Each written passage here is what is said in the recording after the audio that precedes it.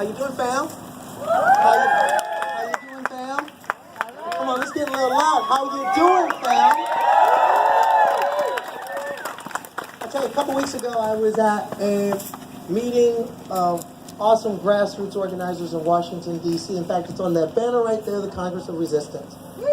We're talking people of all hues, all struggles, all genders, all everything coming together to talk about our common interest. And yes, we do have a common interest, and since it's Sunday, and even though I'm no preacher, I'm going to minister to some people for a minute. I have to minister to my white brothers and sisters for 1 second and let you know in case a certain tourist 1600 Pennsylvania Avenue has tried to sell you white supremacy and white people are not the same thing. They are not synonyms. But this regime is trying damn hard to try and make that case. It's false. It's illogical. It doesn't work. And in terms of practice, it certainly doesn't work because they're trying to divide you in our common interest. Well, Chardonnay, what is our common interest?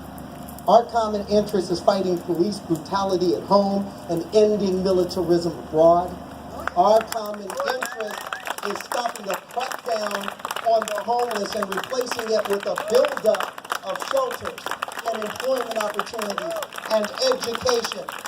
And yes, while we're at a buildup, let's make sure we build up Santurce and Vieques and San Juan while we're at it. We have a common interest. And Brother Jesse was talking about one of those common interests. You realize, of course, that this cabinet that we have is a cabinet full of Batman villains. I'm not playing Batman villains. You have a Secretary of State who is the CEO of the world's largest oil company who believes that we should send our young men and women to die for that so-called black gold over there, instead of fighting for jobs, justice, and single-payer health care here.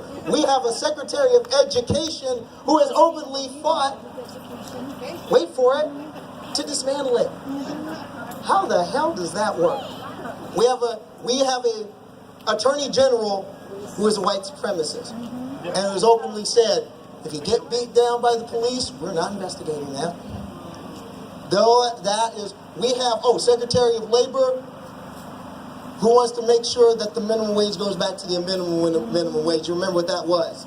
It was like $3.35. We have a Secretary of Commerce who wants everything for commerce. That's shame.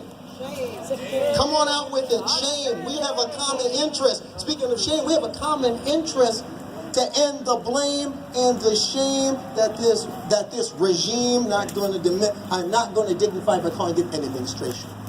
It is a regime, and this regime we want to end that blame and shame. Be it the blame and shame they want to try and put on a woman for her right to choose, to put on LGBTQ people to live the way they choose and to be safe in their own lives. And we want to end the blame and shame on immigrants who feel unsafe in their own communities and have ICE raiding their homes, bothering their kids in school. We need to end that blame and shame. And as the last couple weeks has told us, a group of storms called Harvey, Irma, and Maria have reminded us of our common interest in that we better damn well handle climate change before climate change handles us. But you know something, these are all symptoms. These are all symptoms. I'm just the doctor giving you the symptoms, but it's this system that's a disease, and it's a system that's putting profit over people. It is putting the few above the many, and to quote our friends in the Republican Party, it's a system that needs to be repealed and replaced. But there's only one way we're going to do that. There's only one way we're going to do that. It's going to take unidad. It's going to take comunidad. It's going to take solidaridad. Because that's the only way we're going to get to libertad. Thank you.